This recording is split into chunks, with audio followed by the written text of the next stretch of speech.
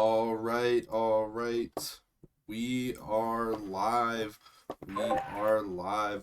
Welcome everybody to the Play-by-Play podcast. My name's Brendan and this is Sterling, and we have a lot of really good stuff to go over today. It was an exciting divisional round. I want to kind of jump right into that because this is probably one of the best weekends of football that I have personally seen in a lot of years. I kind of want to get your take on what you saw. Honest, I think it was probably one of the best weekends of football and playoff football in either of our lifetimes. Probably, yeah. It's the best one I can remember watching because usually there's at least one game that lets us down, and it was insane last week. Yeah. Everything was decided either in the final 4 seconds or overtime. Yep. Absolutely nuts. I was impressed. The best teams obviously made it to where they needed to be. Oh, yeah, without a doubt. You Yeah. looked at all of those games and you said, there was some surprises there. For instance, the first game that I want to talk about was the surprise to me was the Bengals beating the Titans, Yeah, I was I shocked by that too. we both went into that game going, you know what, the Bengals look like a dangerous team, but this is the Titans we're talking about. This is a team that throughout the entire year when they had Derrick Henry, they were just unbeatable. And then when Derrick Henry left, we all said, how are they going to perform? And then they were just exceptional and a lot better than what we all expected. They were good enough to be the number one seed in the AFC, which has Right a on. lot of really good teams. And now that they get Derrick Henry back and they have a week to sit down and prepare for the Bengals and get healthy, you're sitting there going, there is no way that this Cincinnati Bengals team is possibly ever going to go out and beat this Titan of a team, literally in the Titans. Yeah. Oh, I know. It was absolutely insane. I'm a little surprised to see you wearing your Bear shirt instead of your fanboy Burrow jersey. I haven't Or has gotten it it not in yet. arrived yet? It has not Oh, arrived yet. But yeah, like yeah. I said that last week, that if the Bengals did end up beating the Titans, I would go out and instantly buy a Burrows jersey. As soon as that game was done, obviously Sterling saw that. I ended up getting that jersey. But yeah. Well, hopefully it gets lost in the mail. Oh wow. But Hey, yeah, man, with even if they're good, I still can't cheer for the Bengals. that's fair. Fuck That's the fair. Bengals. But yeah, like that game was just it wasn't really necessarily what the offenses could do. It was both the defenses just playing lights out because the Titans got after Joe Burrow like it was nothing. Like Oh, I they know. What went was it, like after and 9 sacks or attacked. something like that? Yeah. That was insane. You don't get sacked 9 times and then win the game. That's just crazy. No, I remember week 3, Justin Fields got sacked 9 times, and it was just an absolute shit show. You're just sitting there going like, do we just pull the kid if the offensive line is gonna do this? But no, Joe Burrow goes, I'm gonna get sacked 9 times, and I'm gonna go out there and win a playoff game, and he just brushes it off like it is absolutely nothing. Yep. And then you have the Bengals defense stopping Derrick Henry. And you know what? It wasn't necessarily a stopping of Derrick Henry. It was more watching the Titans quarterbacks lose them the game. Like Ryan Tannehill really lost. Ryan Tannehill lost the game for him. But yeah, looking there, what kind of a fan buys another team's jersey? Well, the type of fan who really enjoys a player. But no, I do agree with you there. But yeah, that game to me was one of the most shocking games of the weekend because I think that was the one that we were most certain was gonna go for the Titans Yeah. because they just looked like such an absolute juggernaut. And then moving to Well, I mean, the I don't know about that because I was really certain that the Buccaneers were going to be able to beat the Rams, and they surprised us.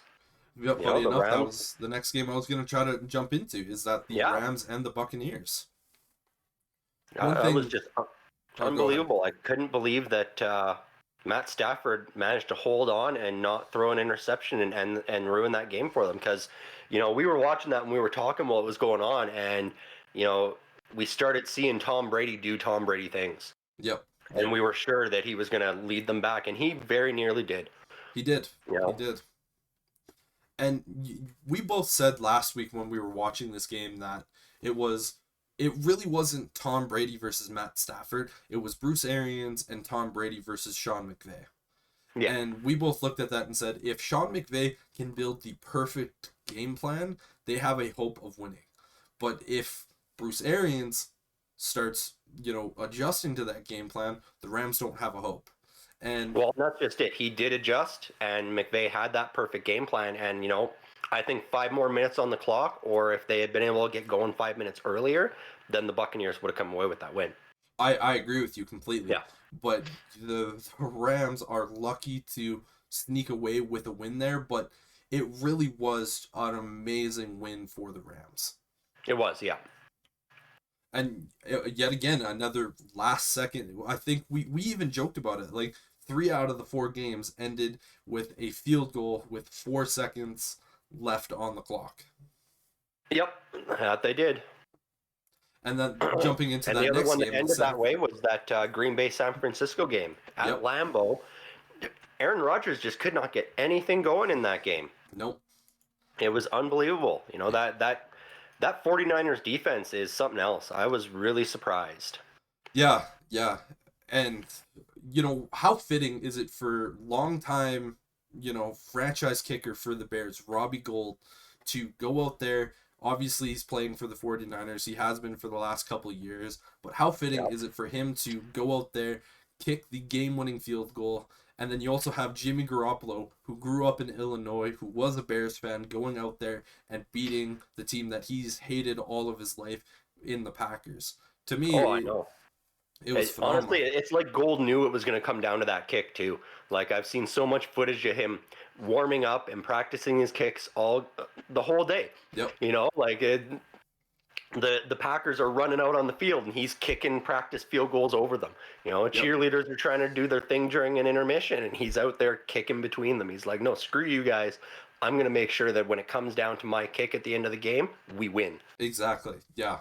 And it really did boil down to that moment. And kind of jumping back to kickers, I don't know if you ended up hearing the clip that Joe Burrow was talking about with Cincinnati's kicker.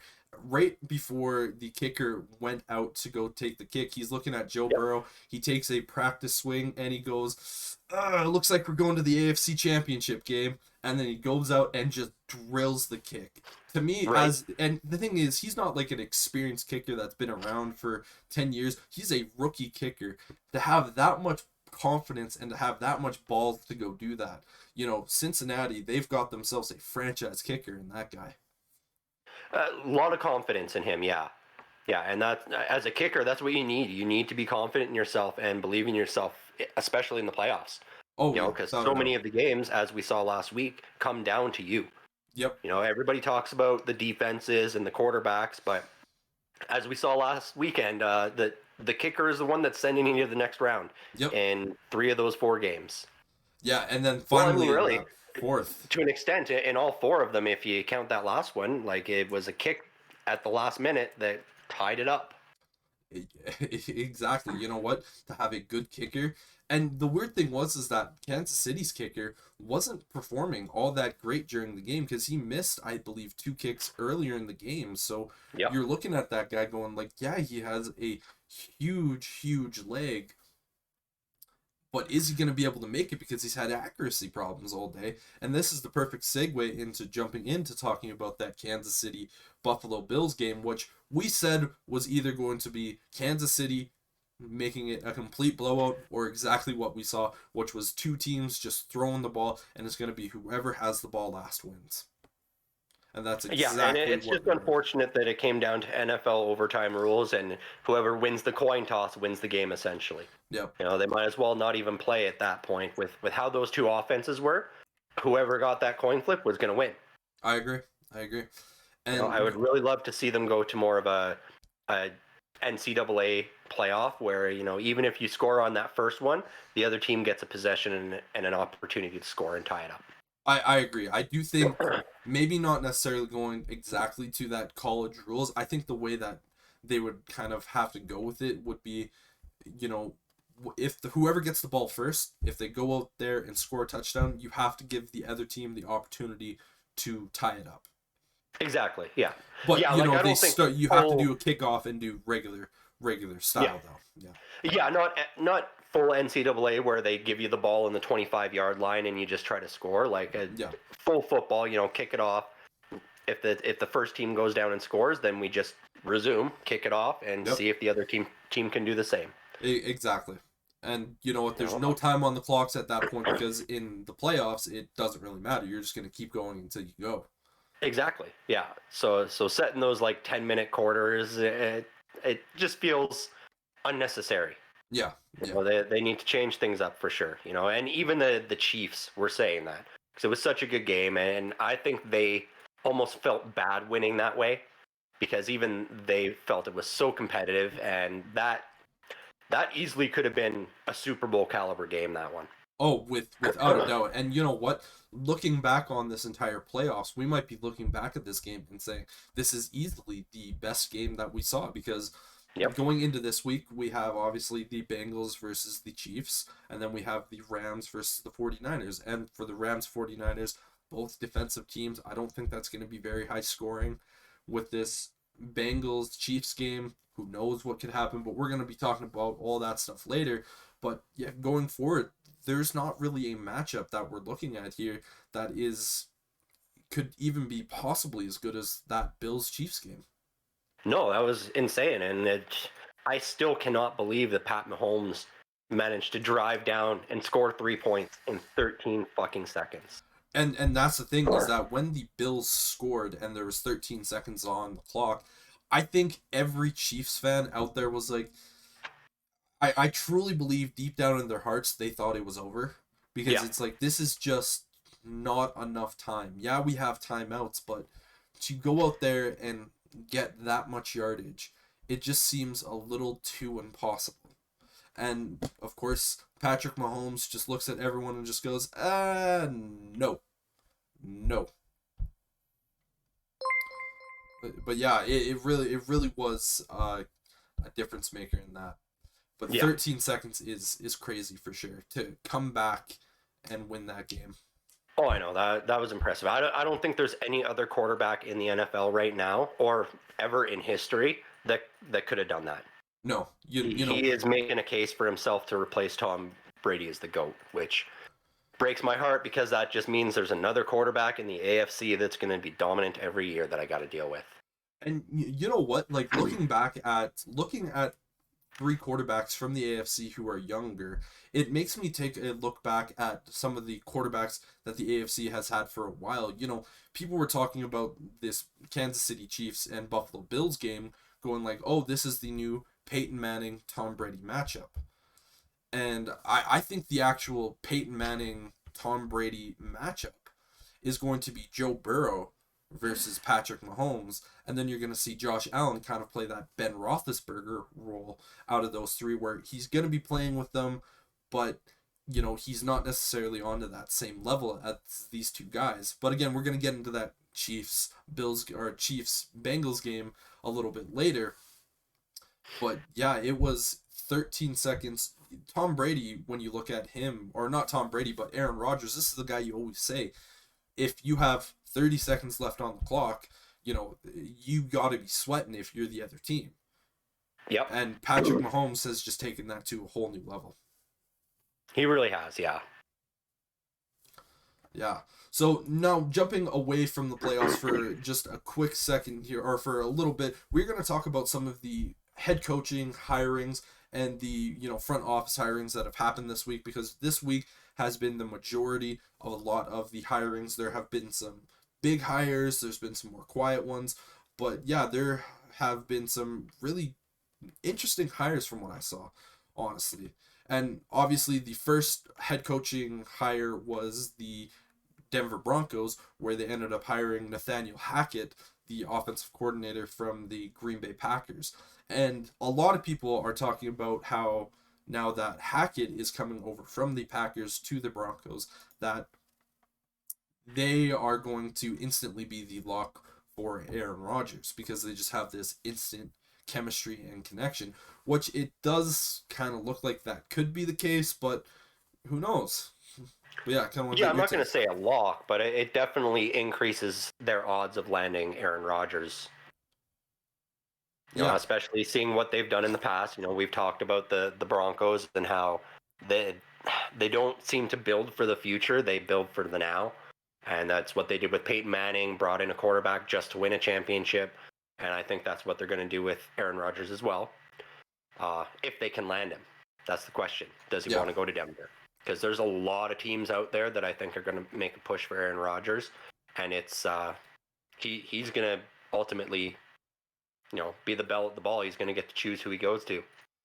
And you know what? Like, this might be a controversial take, but when I look at Aaron Rodgers going to Denver, I genuinely believe he is the third best quarterback in that division if he goes over to Denver, because you have to look at Patrick Mahomes, who's less than 26, and then you also have Justin Herbert, who is also young and phenomenal, and that Chargers team is only getting better.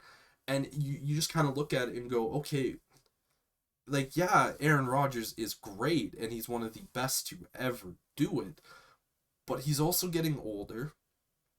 Yeah, there's some weapons there, but we've also seen Aaron Rodgers in a cupcake division. Yes, exactly. He's had a division that he can easily win every year. Yeah, he's had the And division basically handed to him on a silver platter every single year, and when it gets to the most important, crucial moments of, intense, tough games, he fails. How many times have we seen the 49ers in the playoffs beat him? It's now four times. And how many other teams have beat him in the playoffs when it comes to these true tough games? And his division has been the Chicago Bears, mostly led by Jay Cutler and Mitchell Trubisky over his tenure. You've had the Lions having Matthew Stafford, but having nothing else around him and just being an absolute clusterfuck of an organization. And then you've had the Minnesota Vikings with this guy, that guy, and this guy. And so you look at it, you go, okay, well, you've just had this cupcake of a division. Look at Tom Brady. He had another situation where he had a cupcake division for a lot of years. Look at how many Super Bowls that guy won. Yep. So I He's much genuinely more think, clutch than Aaron Rodgers, for sure. There's a lot of question marks around him and what he can do in the playoffs now. yeah, and And you make a good point. I'm not sure if Denver's the right spot because he's going to be playing for a wild card entry and then having to go on the road. Whereas if he looks around, maybe he joins Tom Brady in that NFC South and goes to like the Saints or the Falcons or something like that. Though the Falcons do still have Matt Ryan. Whether they decide to, proceed with him next year is who knows. I still think they're going to proceed with him just because they obviously that's too much contract to just kind of move off from. But I do think if Aaron Rodgers, I think if Aaron Rodgers does go somewhere, he's going to an AFC team. Mainly because Green Bay will be like, get the fuck out of our conference and our division, please. Yeah. We don't want to see you ever. But yeah. Next head coach that was brought up, we have the Chicago Bears hiring Matt Elberflus. Elderflus. This is going to be one that I'm going to constantly mess up just because it is just one of those weird names. Obviously, he is a defensive coordinator from the Indianapolis Colts. He was their DC for their last 4 seasons. I've seen a lot of Bears fans. Obviously, for myself, I was excited with the hire, but there was a lot of Bears fans that were just kind of like, why would we go out and hire a defensive coordinator? We have Justin Fields. We need to go out there and hire an offensive-minded guy. Well, when we had Mitchell Trubisky coming off of his first year, and we had a defensive-minded head coach in John Fox, we were like, oh, we need an offensive-minded guy to, help develop Mitch Trubisky. That's when we hired Matt Nagy, and look at how well that worked out. I will be the first to say Matt Nagy, obviously being an offensive mind, did nothing. Our offense was one of the worst all 4 years that he was there. Well, and I mean, as you know, I've said in the past, I feel like defensive coordinators and defensive-minded guys make better head coaches than the offensive-minded guys. And for your Bears especially, you guys are still in need of an offensive coordinator. So there's no harm in hiring a defensive-minded guy to run the team and to motivate the team and then you bring in somebody who's a strong offensive coordinator candidate that can help Justin Fields develop and turn into maybe a potential superstar player. Yeah, one example that I look at is look at Sean McDermott. He was a defensive coordinator all of his career. He was a defensive guy, goes to Buffalo, gets himself Josh Allen, and I don't think many people were looking at Sean McDermott going, "Oh, he's a defensive minded guy. Can he develop, Josh Allen?" It was, okay, what's the offensive coordinator going to do? And obviously, we've seen what Josh Allen has turned into, as much as it disgusts me to say, but he has turned into a viable franchise quarterback. Yep. And yeah, as much as you hate him. Yep. But for me personally, going back to, Elderflus, I look at a head coach search as very similar to when you're looking at a draft prospect. When we look at the draft, obviously we talked extensively about this last week. It's what is the right fit and who is the best player and when does that kind of go? And I go, you know what, when you're looking at a head coach, just go for the best candidate available. It doesn't matter if they are offense or defensive minded. It doesn't even matter if they're special teams coordinator. You go out and hire the best possible candidate, because if they're the best possible candidate, they will go out there and find opportunities to they will find opportunities to go out there and be successful.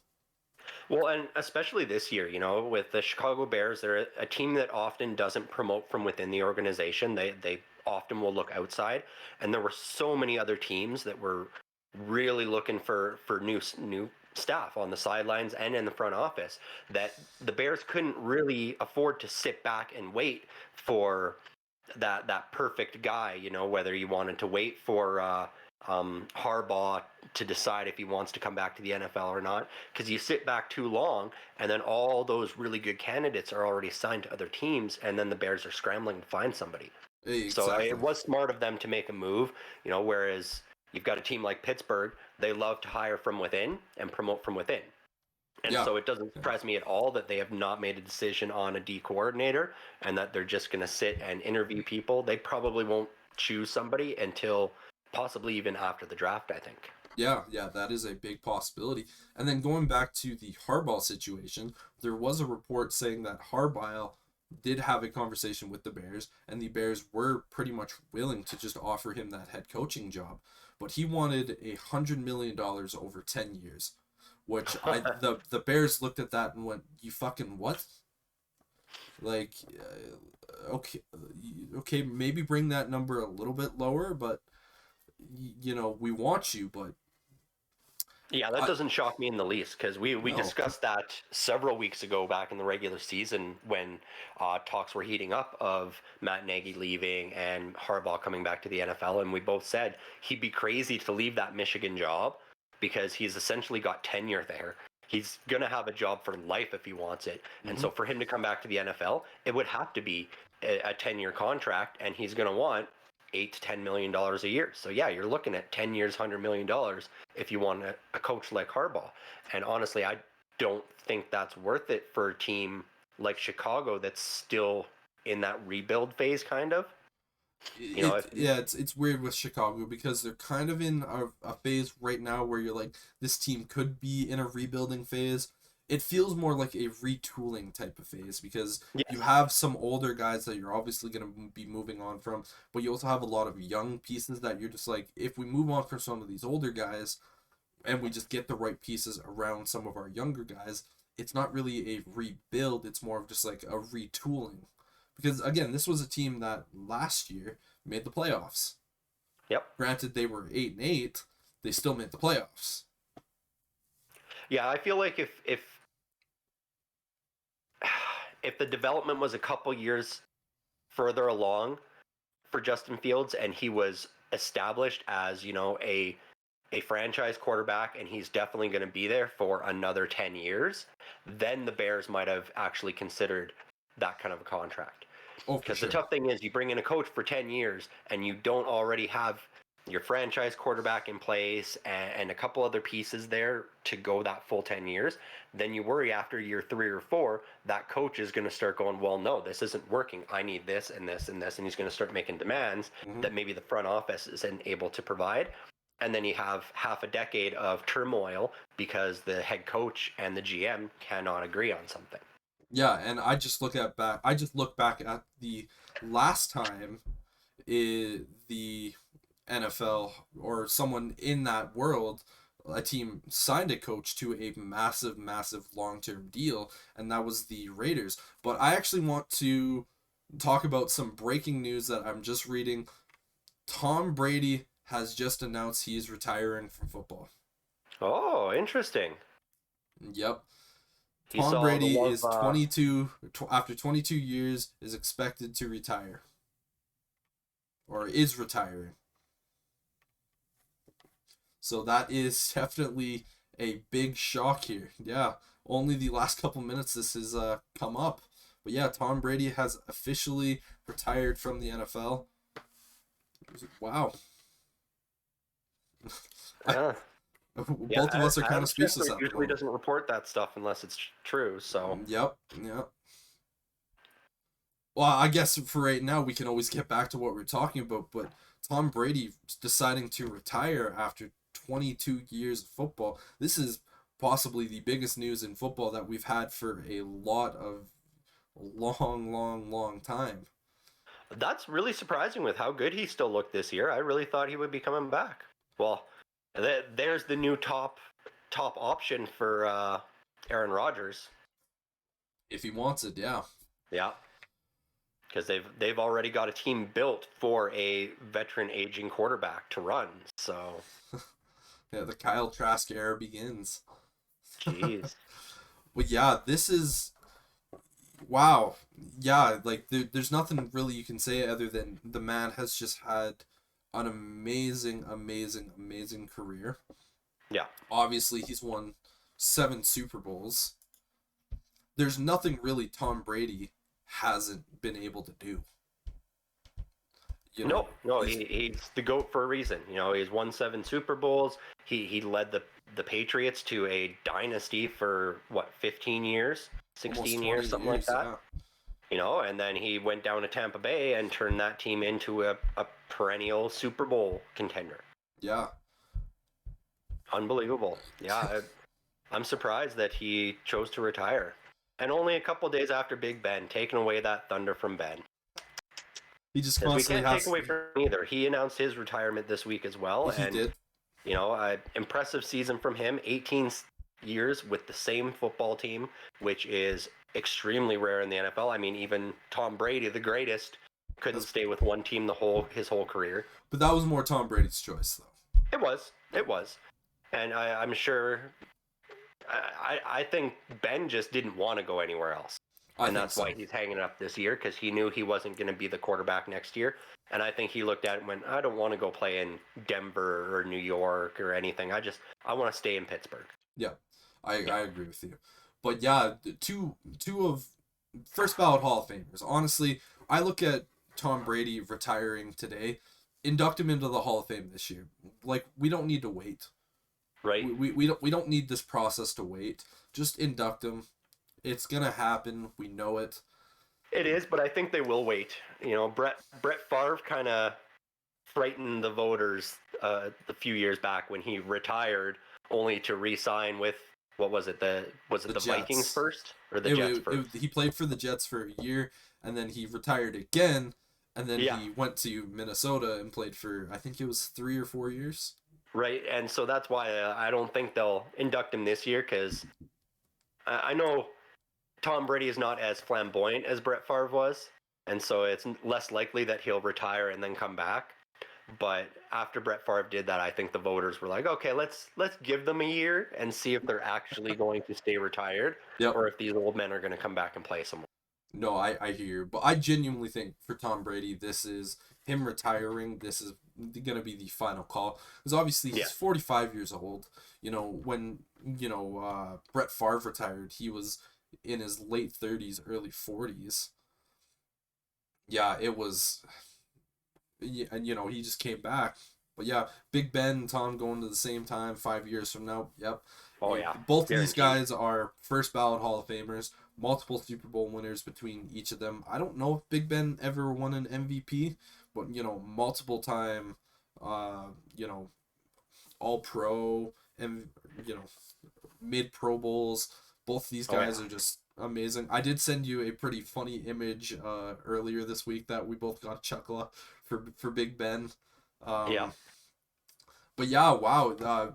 Obviously didn't expect this type of news to be jumped out in the middle of this. Tom Brady deciding to retire. But yeah, now this brings up the question of what does this mean for Tampa Bay?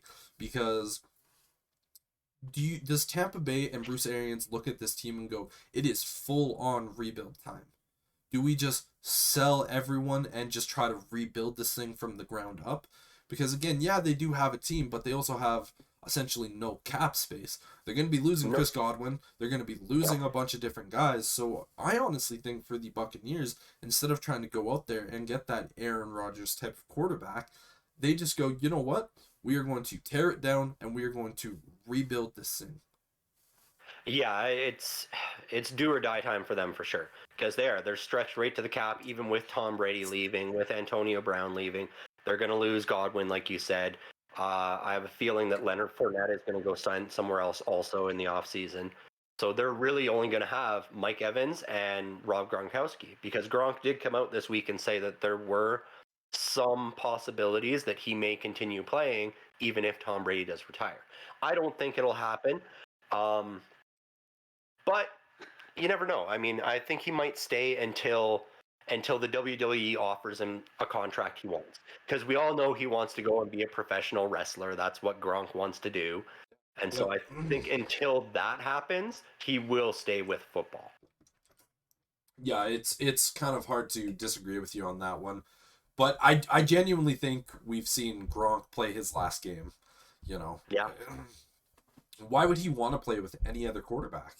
He's had the greatest of all time throwing him the ball all of his career. And when Tom Brady left, I remember a great story about Gronk where the Patriots had agreed to a trade with the Yeah. Detroit Lions for Gronkowski, and they go up to Gronk and say, "Oh, hey Gronk, we're trading." He goes, "You can't trade me. I'm retired."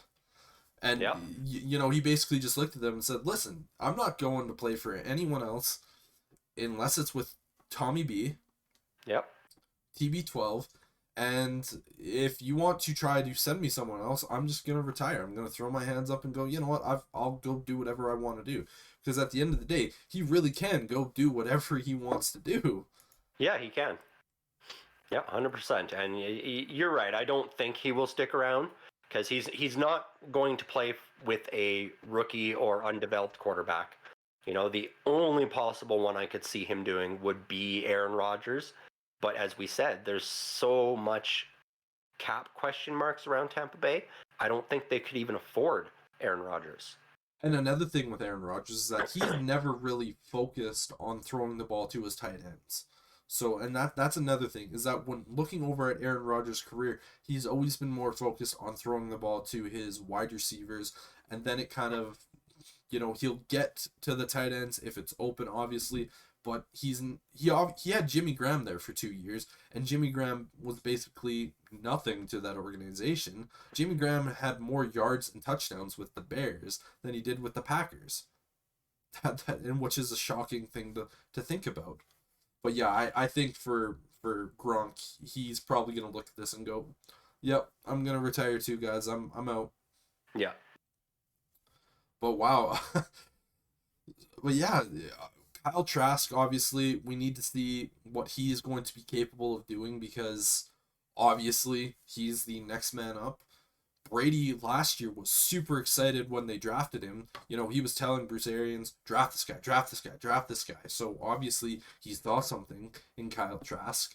We need to Yep. see if Arians is going to be really, really wanting to go with Trask, or this might be another team that we see this year end up drafting a quarterback in the first round. We don't know. I don't think so because I don't really think Bruce is looking at this quarterback class going, yeah, but No, I don't we think so. don't I know. think if they're not comfortable with Trask, they will find one of these guys in free agency. That makes it a little tougher on my Steelers finding one of those free agent guys, though. Yep, that it does. I honestly think for your Steelers, though, Marcus Mariota. I do too. That's my hope. If we can't get Kenny Pickett in the draft. Yeah, yeah. But yeah, I guess jumping back to what we were talking about after or before we got hit with that, obviously probably the biggest news in football for the last 22 years, Yeah. with Tom Brady being fired. But yeah, next head coach that ended up getting hired was Brian Dabo, the offensive coordinator for the Buffalo Bills. Obviously instrumental in making um, Josh Allen look like a successful quarterback. He is now going over to the Giants, and he will be their new be their new guy.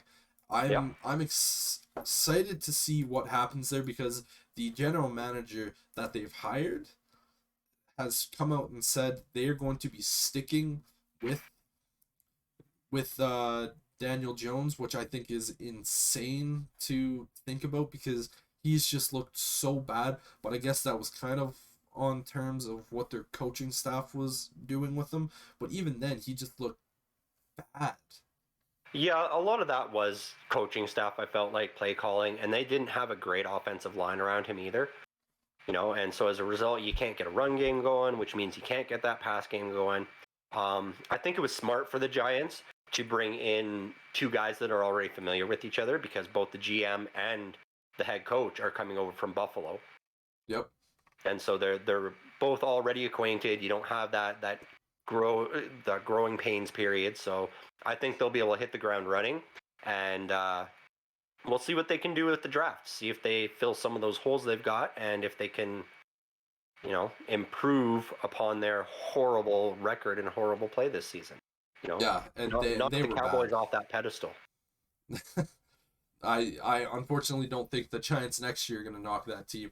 Honestly, I think the team that is closest to knocking the Cowboys off that pedestal is unfortunately the football team. Yeah. But yeah, That's the worst division in football. Every year it is. You never know what's going to happen in that NFC East division. It's terrible. Yeah.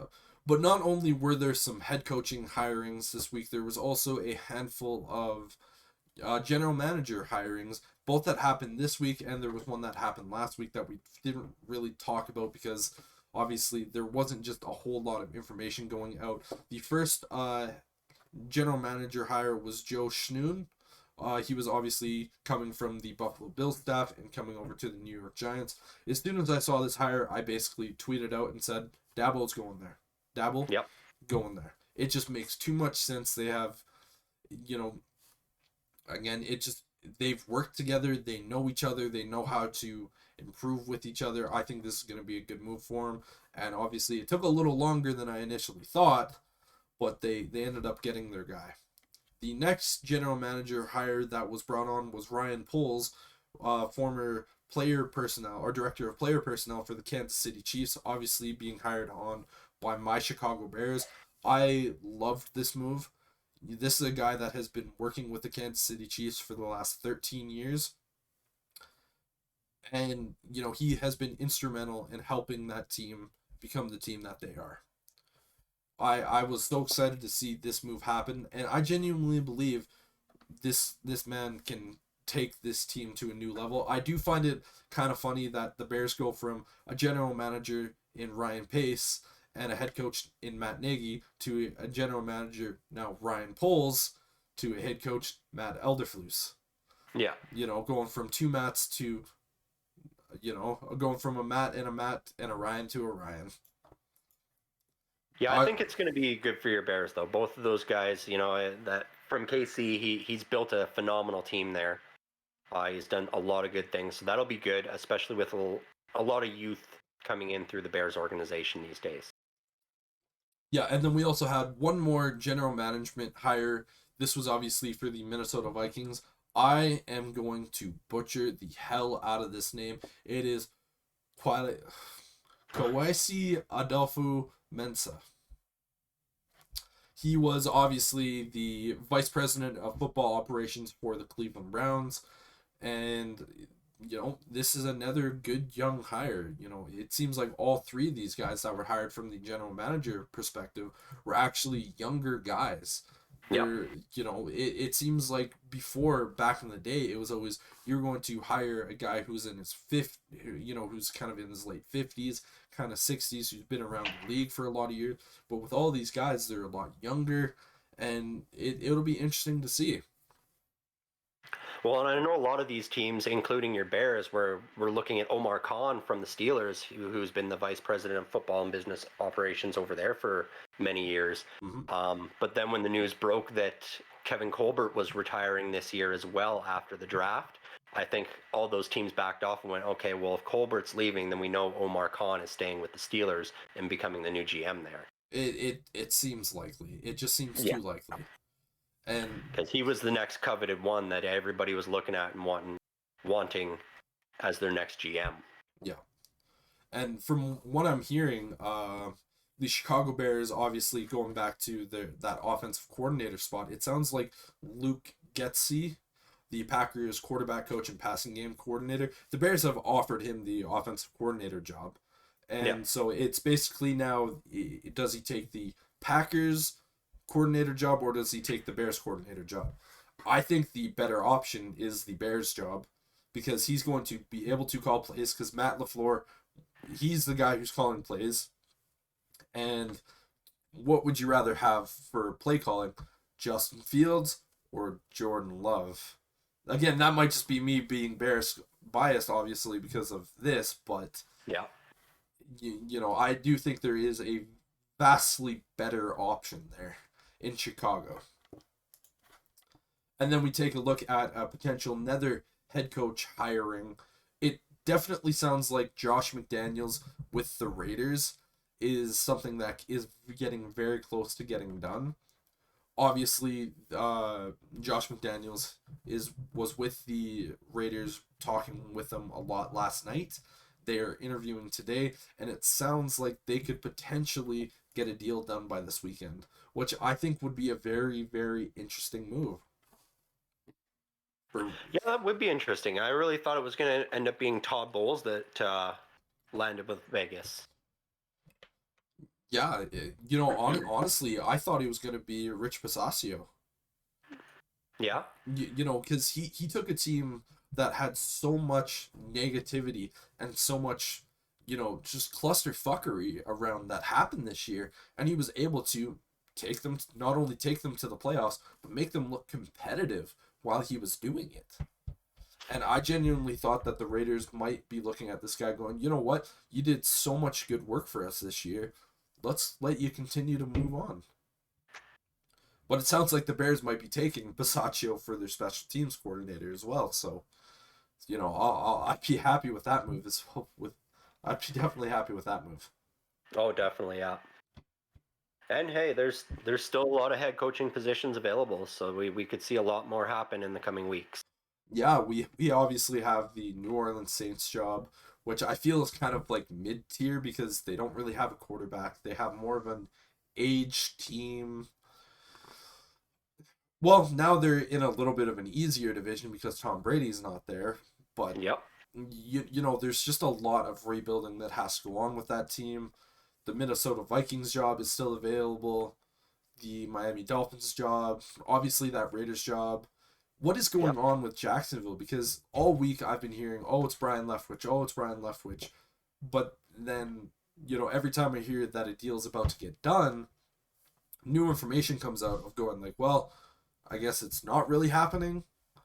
So I don't know what is possibly going on with Jacksonville, because they just can't get that deal done. I have a feeling Byron Leftwich was on board until Sean Payton walked away, and now that Saints job looks really inviting to him. It very well might be. Going into Jacksonville, you've got a franchise quarterback there, but you have no choice but to utilize that quarterback. Yep. And for Byron Leftwich, I think he wants to go in somewhere where he can fully start fresh and make all the decisions.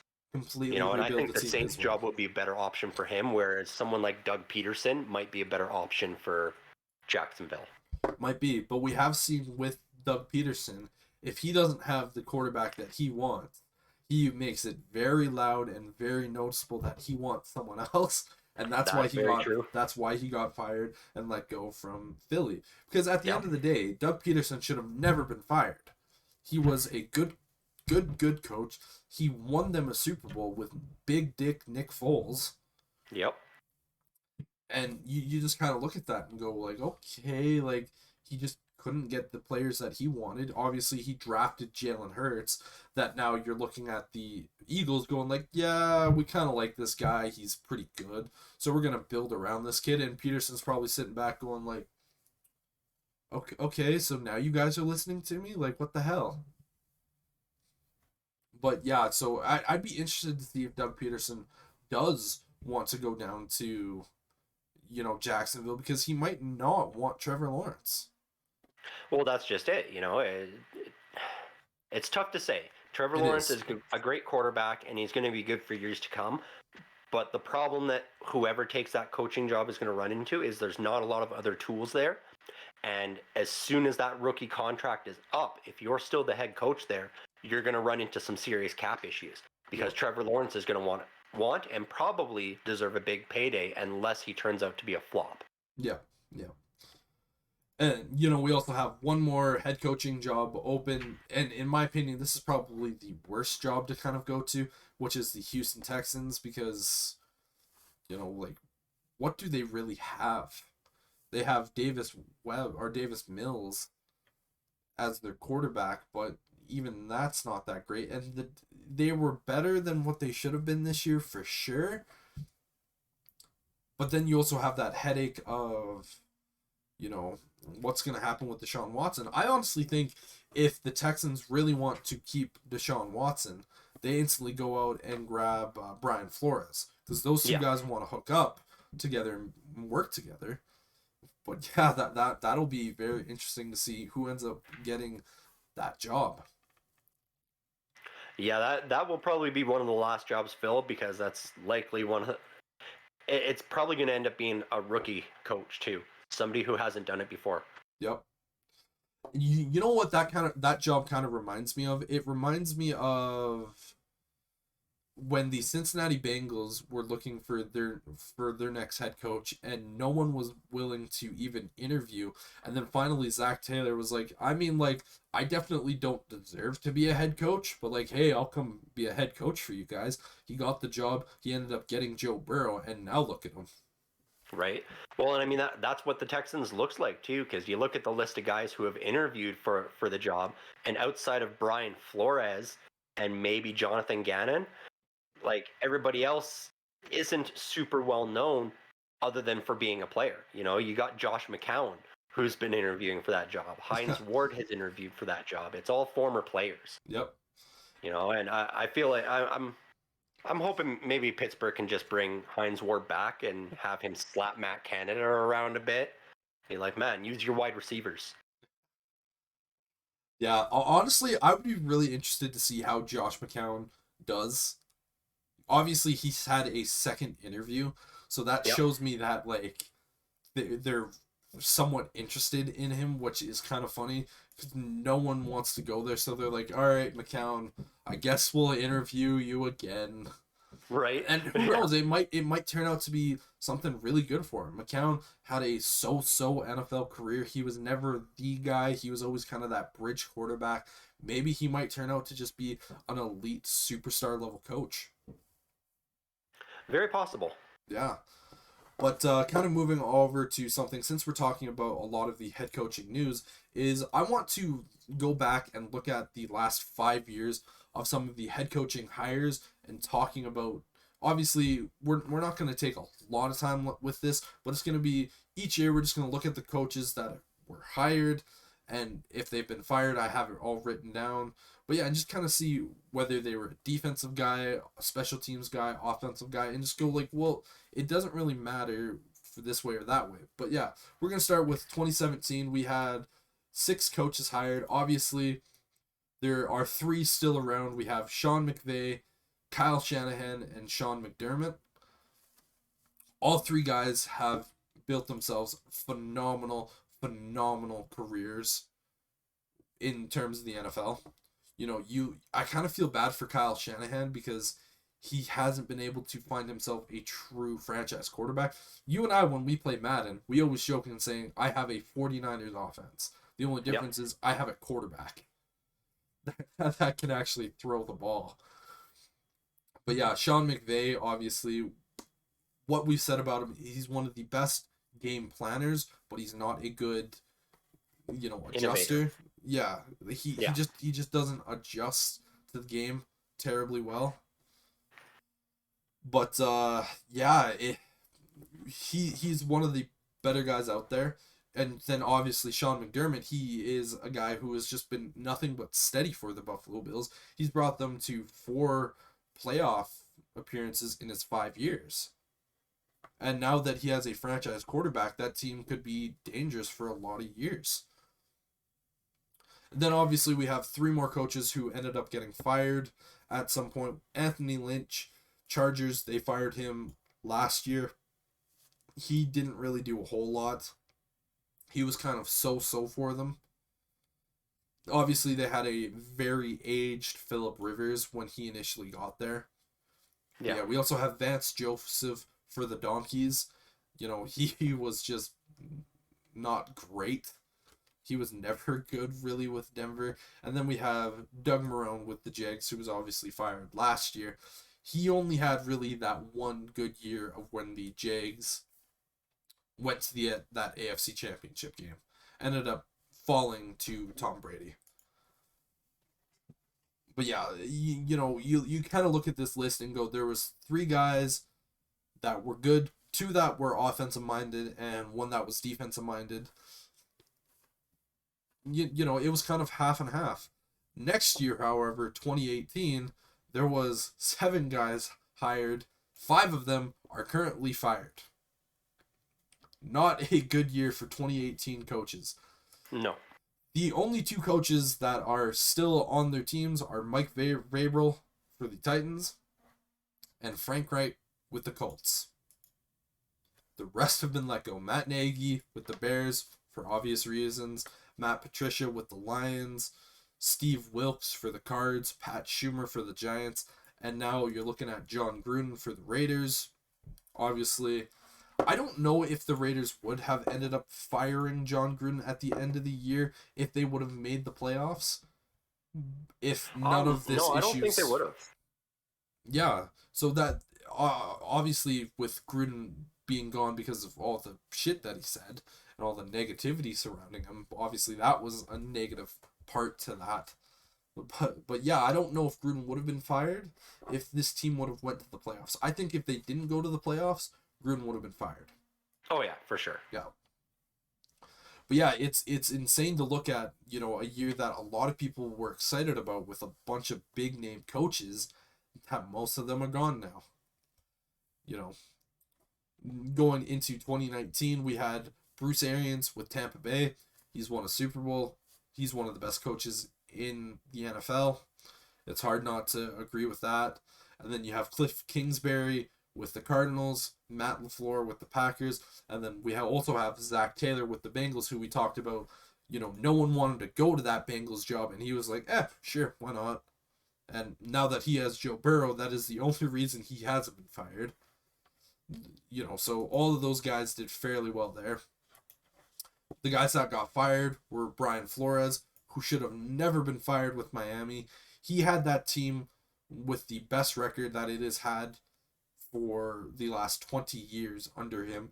And then, of course, he had just disagreements with the ownership. He didn't want, Tagovailoa. So, yeah, that was a weird one. You have Freddie Kitchens, should have never gotten that head coaching job whatsoever. I don't know why. Cleveland pulled a Cleveland with that one. Like, okay, yeah, we'll hire you as a head coach. We have Adam Gase, who, again, after he got let go from Miami, should have never gotten that head coaching job with the Jets. Like, to me, that was just a shocker. And, like, you remember that press conference that he had for the Jets? Yep. where he just looked higher than a kite, where he's just looking around and just like he just didn't know what was going on. If I was the Jets and I would have looked back at that, I would be like, you know what, maybe we should not hire this guy. Yeah, you're fired actually. You're not even Yeah. gonna coach for us. And then obviously Vic Fangio for the Broncos, who was let go this year. Vic Fangio really carried Matt Nagy that year that the Bears went to the playoffs, but he just couldn't get it done with Denver. Obviously, I don't think anyone is truly going to get it done with Denver if John Elway is in the building. Just because the only way that I think they are going to be successful is obviously if they get Aaron Rodgers, which is a possibility. But like we talked about earlier, we genuinely think that he's probably the third best quarterback in that division. And then yeah, I if Elway is still running the ship there, I think that team is gonna go nowhere, and it's just gonna be the constant loop of just like okay, and down, up and down, up and down. But yeah, I don't know if Vic Fangio needed a couple more years, but yeah, interesting. Now looking at the 2019, we have five guys that were hired. Or no, this is 2020. We have five guys that were hired. Four are still with their teams. We have Mike McCarthy with the Cowboys. We have Ron Rivera with the football team. Matt Rule with the Panthers. Kevin Stefanski with the Browns. And then obviously the guy that was fired was Joe Judge with the Giants. But yeah, when I look at these head coaches that were hired in that year, Joe Judge deserved to get fired. Like, who runs a quarterback sneak with 3-9 on a third Right. and 9? 3rd and 9 on your own, what, 10-yard line? Yeah. Yeah. I saw a good image this week that showed someone interviewing someone else with Photoshop of Dabble's head on there. It goes, will you run a quarterback sneak on a 3rd and 9 in a game? And he goes, no. All right, you're hired. Yeah, pretty much. Yeah. I think Matt Rule is definitely on the hot seat going into this year, but none of the other coaches I really feel like are on a hot seat. Kevin Stefanski, there could be some conversations there, but we don't really know. That could just be Cleveland Browns doing Cleveland Brown things. And then obviously with the last year's set of hiring, most of the guys are still there. Only two of the coaches that were hired last year ended up getting fired. Obviously, Urban Meyer deserved to get fired. That man was fucking horrific with what he was doing. And then the shock I think that came to both of us was David Culley for the Texans. Were the Texans bad? Yeah. Was it Culley's fault? No. To No, me, there that was was a the lot biggest of shock. problems in Houston this year. I feel like they just sort of threw him on that grenade. Yeah, without a doubt. Obviously, you have Brandon Staley with the Chargers. Did a phenomenal job this year. Still has a couple of things that they need to do. Nick Sirianni with the Eagles. Dan Campbell with the Lions. Arthur Smith with the Falcons. And then Robert Swala with the Jets. Yeah, so you have a kind of the purpose of why I did this was to just kind of take a look at what has been hired over the last couple of years, and it doesn't really show that you need to go offensive or defensive. It's just hiring the best guys available. When Sean McVay was hired, he was 30 years old. He was an offensive coordinator for the Falcons who had just come off of blowing a no, that was Kyle Shanahan who blew the Falcons lead. Sean McVay was also part of that team, but it was just not really, he wasn't really looked at. But yeah, both Kyle Shanahan and Sean McVay, they were young guys that were just kind of given the opportunity, and it was like, okay, let's take the best guy available for us and see where it goes. Sean McDermott, same with the Bills.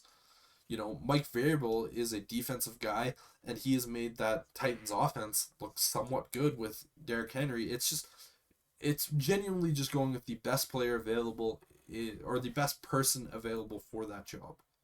Yeah. I think it is time for us to get into talking about the NFL playoff games that are coming up this week.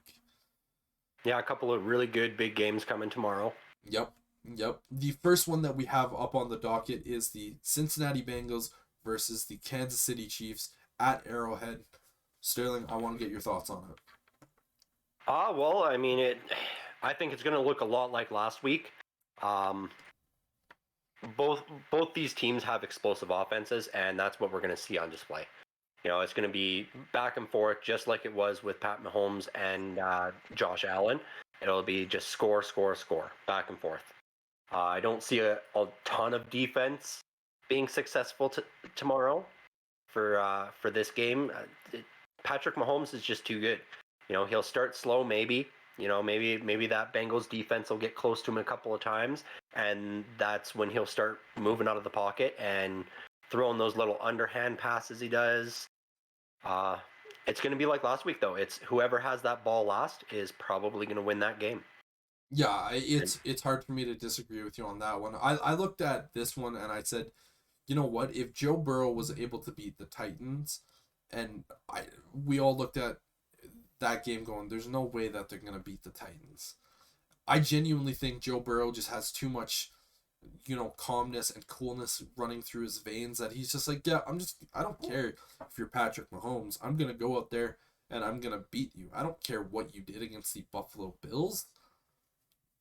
So yeah, and plus the Bengals have already beat the Chiefs this year. So that could be another talking point. So it might be the Chiefs trying to have a little bit of a revenge game. Well, because that's just it. The Bills also beat the Chiefs this year. Yep. And it's going to be a very different game for the Bengals this week, whereas I think for the Chiefs, it's going to be the exact same kind of game plan for them. Yep. The Bengals went in last week against the Titans team that was very defensive minded. It was a defensive battle the whole game between those two. That's not going to be what happens this week. It's going to be all offense this week. And I don't know if Joe Burrow has enough tools to be able to outscore Patrick Mahomes. And that's just the thing, is that when you look at Patrick Mahomes, he has such a connection with Hill and Kelsey that there was another great clip that came out from that divisional round of where you have Kelsey going up to Mahomes on the sidelines, and he says, if this play is available and they give me just tons of space, I don't care what the play is called, I'm going to run to the open space and you just throw me the ball. Yep. And obviously you hear on that play, Mahomes just look at Kelsey and yell, do it, do it. And then that's how the final play was set up for that field goal. And you're just looking at the Bills going like, what is going, like, how could you let that happen? Yeah. But that speaks to the experience as well that the Chiefs have over the Bengals. Because sure, Joe Burrow and Jamar Chase have great chemistry, but I don't think Jamar Chase has the same kind of field vision that Travis Kelce has, at least not yet. No. He is an intelligent young man, and he could turn into that type of a player. But Kelsey's had so many years out there and so many years with Patrick Mahomes that he does. He recognizes where those defensive breakdowns are, and he can go to Patrick Mahomes and go, look, I'm going to be in this spot, and I guarantee you I'll be wide open. And every time he's done that, he's wide open. Exactly. He's just able to look at the field and go, okay, I know exactly what they're going to do. I'm going to go here. And Mahomes just goes, okay, I'm just going to look at you the entire time and then just throw you the ball, and it's going to work out. Yeah. And then obviously you have Tyreek Hill, who as soon as you put the ball in his hands, he is a threat. It doesn't matter if it's a 1-yard slant pass to him, if it's a screen pass, or if it's a 60-yard bomb. The second he has the ball in his hands, he is a massive, massive threat who is going to cause a lot of damage. Yeah. Obviously, Jamar Chase is very similar that way. As soon as you put the ball in his hands, it is literally backyard football. Yeah. And it is tough to bring him down. Which surprises me with both those teams, that with such a fast guy like Tyreek Hill and a strong guy like Jamar Chase, that you don't see more wide receiver screens from those two teams. Yeah. Just trying to get the ball into their hands in open space and going, okay, now go make your moves. Well, we did see one of those plays last week for the Bengals where Joe Burrow just hikes the ball, throws it to Chase, and it was about 1-yard screen, and Chase brings it down almost for a touchdown if he didn't, run into his own player. Yeah, But I think that was the biggest play of that game, like it was, the most yards gained from scrimmage. yeah, it was one of the most exciting plays in that game, without a doubt, for sure. Yep. But I do think this is one of those games where, again, I'm probably going to end up taking the Chiefs just because Mahomes has that experience. The Chiefs team has that experience as well. They're just so tough to beat. It is crazy to even think about. What we have been saying about Tom Brady for years, Hmm. we're saying about Patrick Mahomes is you don't bet against him. You gave this guy 13 seconds last week, and he was able to win the game. Yeah, that game was decided by a coin toss, but it should have never have gotten to that point. There was No. 13 seconds left on the clock. Yep. Oh, I agree completely, and I also agree that I think the Chiefs are going to walk away with this one, and that's partly because I can't bet for the Bengals. I don't I want to see want the I Bengals want in the the Super Bengals Bowl. to win. Yeah, I do not want the Bengals in the Super Bowl. Here's the thing: if the Bengals end up beating the Chiefs, they're gonna win the Super Bowl. I don't care who comes out, whether it's the Rams or 49ers. If the Bengals beat the Chiefs this week, they are winning the Super Bowl. Because that just shows me Joe Burrow just has the biggest, fattest pair of nuts out there, and he's like, I don't care what anyone is gonna do, I'm gonna win this. We saw him in the national championship game and that SEC championship game. He was Joey Cool. Yeah. Didn't look like it phased him. People were asking him this week, how are you guys getting prepared for, or particularly, how are you getting prepared for playing at Arrowhead? And he goes, this is just an away game in the SEC, so this is nothing new to me. No. And there's just so much confidence coming out of him that I know you're being a Steelers fan, you hate the idea of having essentially possibly the next greatest of all time coming in, but you look at Joe Burrow and go, if there is anyone in the NFL that could potentially go after that 7 Super Bowl record or 7 Super Bowl winning, caliber, it's Joe Burrow. Yeah. And this is going to be a really good game to watch. I hope by us saying this is going to be a really, really good game to watch, it doesn't turn into an absolute blowout from one team or the other, or it's just like a shit game. I really hope this is a good one. Even if we have a bit of a blowout in the first quarter, the other team will turn it around. It'll be close in the end, I'm sure. I think so. But yeah, now moving over to the NFC side, we have the 49ers and the Rams. One thing that I do want to talk about quickly before jumping into this is that the Rams, obviously this is being held at SoFi Stadium. The Rams organization has basically said they're only selling tickets for people within the surrounding area of LA. Yeah. And people, obviously 49ers players are like, are you worried that we're absolutely going to take over and make this a home field advantage for us? Like, yeah, I know we've already done that twice this year, but like, god damn, guys, like, let people who want to go to the game. What they're worried about. Oh yeah. Yeah. But yeah, I want to get your take on the game. Well, I still don't have faith in Matt Stafford. And that 49ers defense, they did phenomenal things against Aaron Rodgers and the Packers. I think they're going to do the same thing to Sean McVay and that LA Rams offense.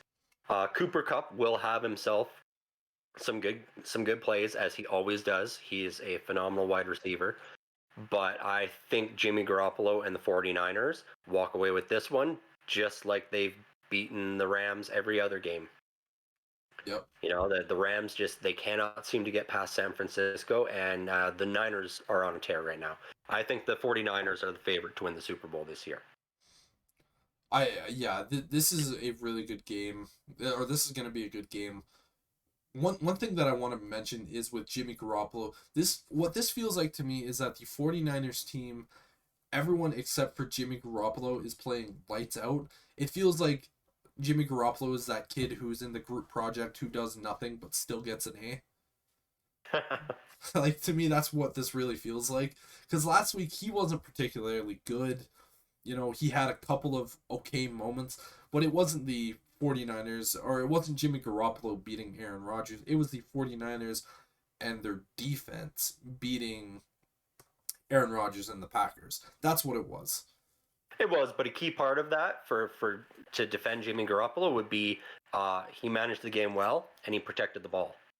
He did. Which is very important. It is. But even then, it was still like you could do better. But I mean, if you don't need to, why push it? Oh, exactly. Because you look at a guy like Matt Stafford. There's a lot of times where maybe he could have won a game if he had just sat back, managed the clock, called the audibles at the right times. But instead, he pushes the ball down the field when he doesn't need to, and he loses the game for his team. Whereas Jimmy Garoppolo doesn't do that. No. And obviously, we were talking about Sean McVay versus Kyle Shanahan earlier. I kind of look at this and I go, this feels like more of a game of the head coaches as opposed to the players, because the Rams have themselves a phenomenal defense. They have a lot of really good weapons on offense. And Matthew Stafford is a capable quarterback. He showed that against the Buccaneers last week. But I really do feel like it's going to come down to Kyle Shanahan versus Sean McVay. This is one of those games where I don't necessarily look at the players, I look at the coaches. For the most part, I agree, yeah. But the difference is going to be for the Rams, if they're ahead near the end of the game and they just need to run the clock down and they only use up 9 seconds and go 3 and out, Jimmy Garoppolo and the 49ers offense is going to make them pay for that much more than Tom Brady was able to, because Tom Brady just didn't have enough tools around him to be making drive after drive down the field. Yeah. Whereas the Niners, if they can hold them to a 3 and out late in the game, get the ball back with the opportunity to win it, Jimmy Garoppolo is going to go, okay, well, I'll get the ball down there and I'll let Robbie Gould do his thing again and win this game for us. I do have to agree with you. I do think the 49ers are going to end up winning this game just because I do feel like they do have the better overall team. It's going to come down to, can Jimmy Garoppolo keep this game properly managed? Similar to what you're saying. Like, obviously, he managed the game perfectly last week. Yeah. But yeah, can he do it again? That's the question. Can he do it again? Can he have another perfect game managing situation? And I think he can. He's proven this year that he's got himself locked down. He's been very good at protecting the ball. If the Niners can keep it close, they're going to win it probably on a last-second field goal, just like they did last week. And I think that's going to be the key, is making sure they have possession of the ball last, with the opportunity to win it with a field goal. Yep, that could very well be a possibility. But all right, so obviously we have both said that we think the Chiefs and the 49ers are going to win their respective games. So this is going to be a matchup of 2 years ago where we saw the Chiefs versus the 49ers. Who do you think takes that game? 49ers, I think, will take it this time. Yeah? Yeah. I think so. I mean, their defense is better than a lot of what the Chiefs have been facing so far. A lot of those AFC defenses outside of the Titans really weren't great at stopping a lot of those deep passes, whereas the Niners are really good at getting out to the quarterback. They showed that. They got up in Aaron Rodgers' face. They put some pressure on him last week. I think it's the Niners' year this. Yeah. Yeah. Even against that just unstoppable Kansas City Chiefs team. Yes. Yeah, I think so. Well, we did see last year that Patrick Mahomes did struggle with his offensive line, but the Kansas City Chiefs have a vastly revamped offensive line from last year. That's one thing. Yeah, they're looking a lot better this year. Yeah. So for them, I think if you just give Patrick Mahomes just a little bit of time in the pocket, obviously he's lethal. I have to give this to the Chiefs. Again, going back to, you don't bet against them until proven wrong. Yeah. And I just can't bet against Patrick Mahomes right now. And even if again, like what I said with the Bengals, if they do end up beating the Chiefs, it's the Bengals all the way. It's going to be the Bengals all the way. They just have too much momentum. They just have too much swagger going into that game. I don't care if, the 49ers go out there and Jimmy Garoppolo puts 6 touchdowns, 450 yards on the Rams, and their defense just goes. If it's the Bengals versus the 49ers in that game, I'm taking the Bengals. But yeah, it's going to be. I can't bet against Patrick Mahomes. So you're AFC all the way, no matter which one of those two teams makes it in. You're thinking AFC is going to take it. I think I have to, because yeah. With the 49ers, I do believe when you get into that final game, you can't really be a game manager for that Super Bowl. You do have to put up some good plays. Obviously, look back at when Matt Ryan was in the Super Bowl against the Patriots. First half, he was looking lights out, and then he went back to that game managing, and it didn't work. The 49ers, when they faced the Chiefs 2 years ago, they were winning that game, and then they decided to go to that game managing situation, and they ended up losing. And I think it's going to be the same situation with, if with the Rams or with the 49ers this year, if they end up going in there. I don't know if Jimmy Garoppolo can do anything more than just game managing for that time. Well, that's fair. Yeah, and you kind of look at the Rams and go, obviously you want Matthew Stafford to game manage a little bit more. And if I look at the Rams going into the Super Bowl, Sean McVay, whoever he faces, whether it's Kansas City or Cincinnati, I think he will have a game plan in place, but I think they're going to get overwhelmed and that game plan is going to fall apart. And we've seen what happens with Sean McVay when his game plan doesn't work. Yeah. So it is one of those things where I look at both of those teams, and Matthew Stafford obviously not playing ever in a Super Bowl. There's 2 guys still in this playoff race that haven't played in a Super Bowl, and there's only one guy out of those 2 that I'm confident could very easily win it without any issues, and that's Joe Burrow, for obvious reasons. I think Matthew Stafford might have this situation and him going, what, if I'm in the Super Bowl, this has been my only shot to ever get to here. I think the pressure might get to him. Pressure might get to him, but it might also just he might play lights out all of a sudden. Very true, very true. You got one of the best wide receivers in the league. I could see if the Rams make it there, I could see him and Cooper Kupp just tearing it up and setting some records in the Super Bowl. Yeah, it's very, very true. One guy that I do want to talk about is Gabriel Davis for the Buffalo Bills last week. How good was that guy? 4 touchdowns. And some of them were just so wide open. Yeah. It's like that Chiefs defense they just weren't covering him. No. Yeah. Yeah, it's heartbreaking for the Bills. Luckily, their fans are used to heartbreak, but what was it? Something like 9 touchdowns in 2 games for Josh Allen with no interceptions, I believe. I'd have to look at that, but that sounds somewhere in the ballpark. Right, and 4 touchdowns for Davis, set a record, and they still weren't good enough to get to the championship, the AFC championship. Like, that's absolutely insane. I think we're going to be seeing Chiefs and Bills in the AFC playoffs for many years to come. And going back to that, you do have to kind of look at the Bengals now with Joey B in that conversation. I think the teams that you're going to see fight for more of that playoff, like that AFC race, is going to be the Bengals and the Chiefs as opposed to the Bills.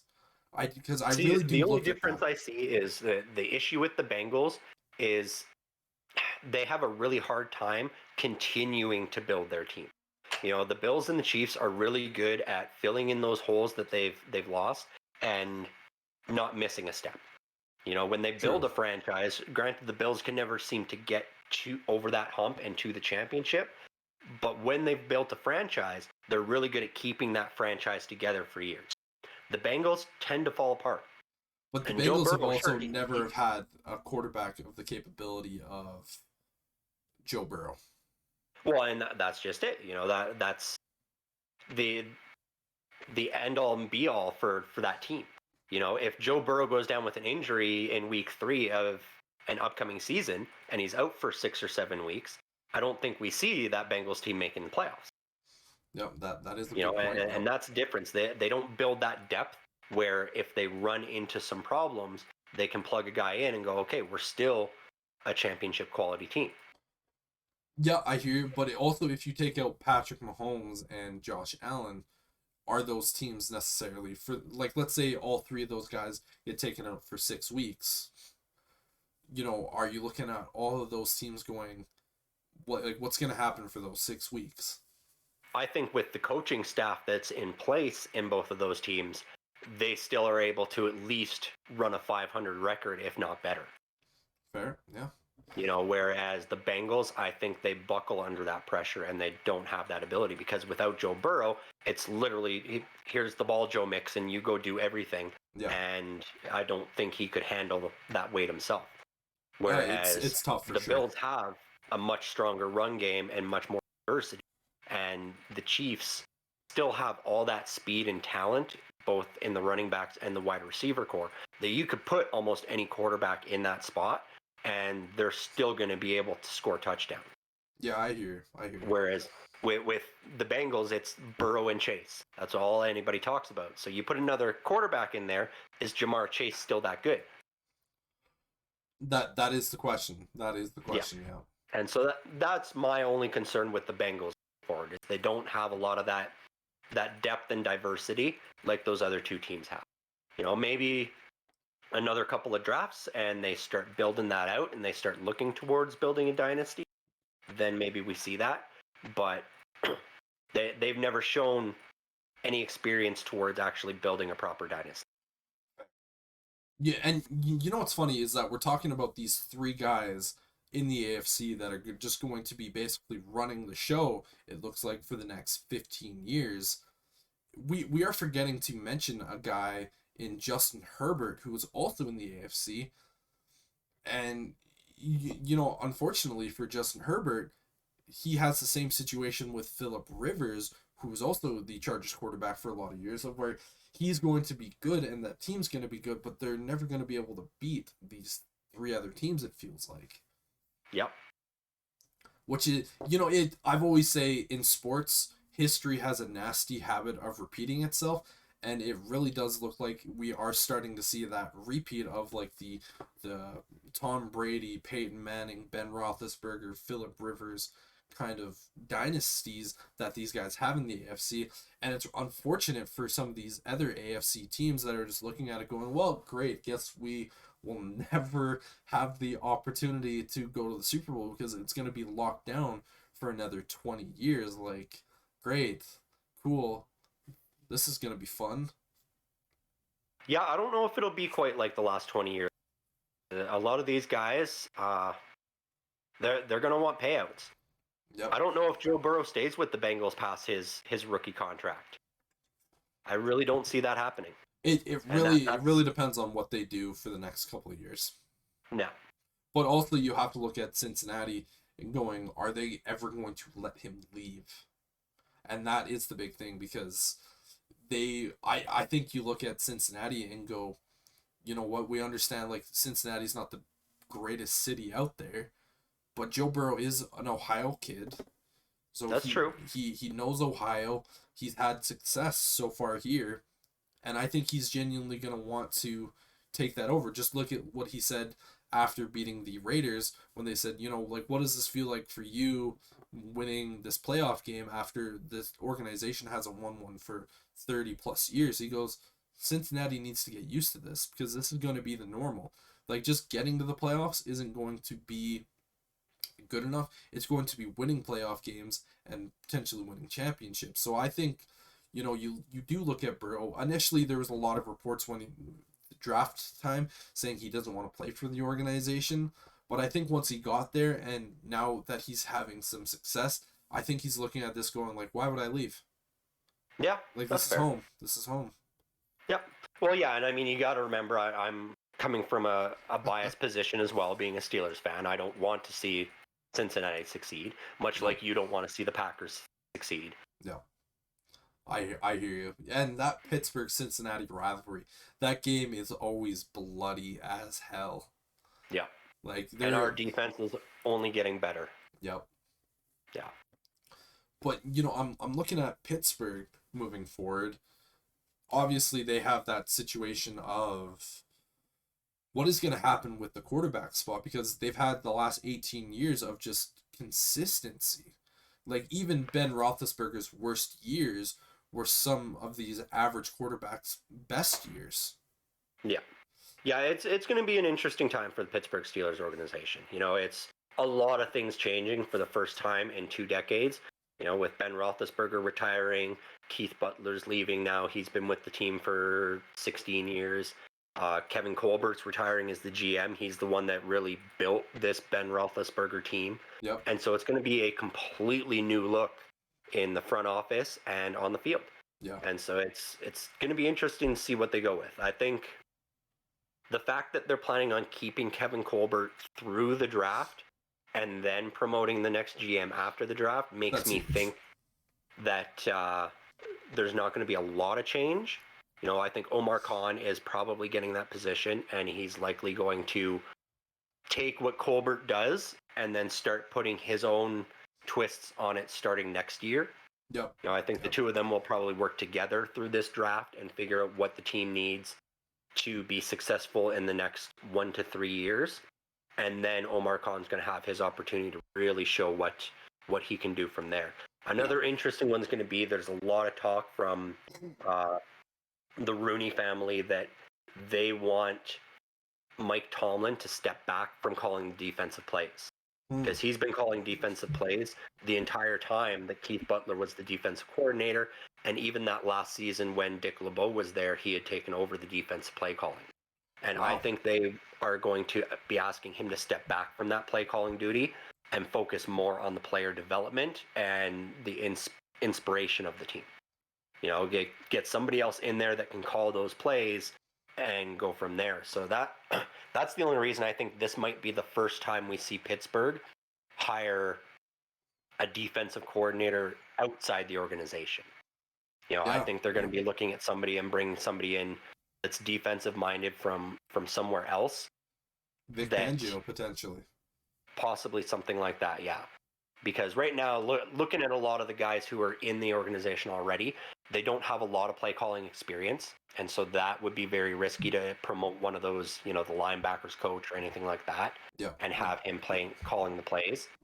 And who knows, maybe Mike Tomlin pushes back on that and goes, no, I want one of my guys in there at D coordinator, and I'm going to keep calling the plays.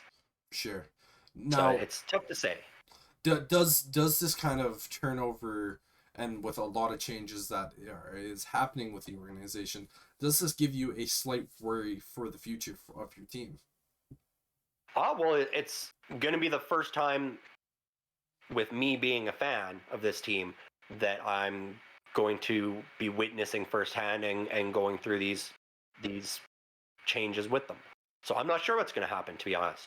Like, I became a fan of the Pittsburgh Steelers the year before we drafted Ben Roethlisberger. When Kevin Colbert essentially took over that team, I was sort of in limbo who I was a fan of. I was really just learning the game myself because I was a teenager and bouncing around, do I want to be a Rams fan? Do I want to be a Cowboys fan? All this. Yep. And the philosophies of the Pittsburgh Steelers organization is what drew me to being a fan of them. And so if they keep to that philosophy with all the changes that have happened through the hierarchy in the last few years, with Art Rooney passing away and his son taking the reins, is he going to follow that same mindset? And if so, then I think we're going to be okay. I think it'll be probably 2 to 4 years of some growing pains. We got to find a new quarterback. We got to find a new identity for our offense. We got to do something with that front seven on the defense as well. Mostly the D line. Our linebacker core is pretty solid, but we got to find a way to stop letting these running backs get to the second level. Yeah. And so they've got to look at drafting defensive line and figuring out what they really want their offensive identity to be. Because Matt Canada, your innovative offense, great, but you can't just forget about the fact that there's another half of the field that you can use. Yeah. You know, you cannot win games only throwing the ball and running the ball in that 10-year that first down set. That's all he wants to do. And you can't take the deep game out of it, because otherwise all these defenses will just come sit up at the line and stop you every time, as we saw all season long. No, I hear you, man. And you know what? As someone who has watched an organization just constantly be in nothing but limbo, having a good year every once in a while, if you ever need a shoulder to cry on, I'm here. I've been through it.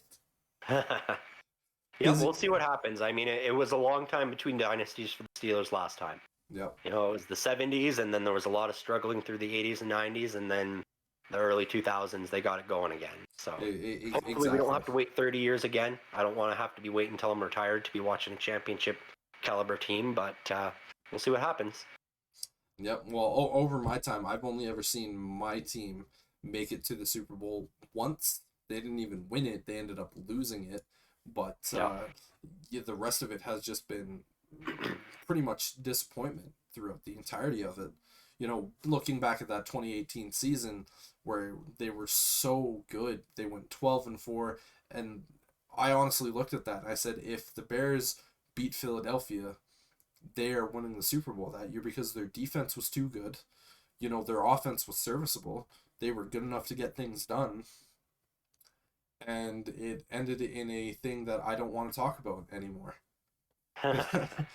But yeah, it'll be very interesting times to see what happens with Pittsburgh, because the quarterbacks that they have on the roster right now are not the answer.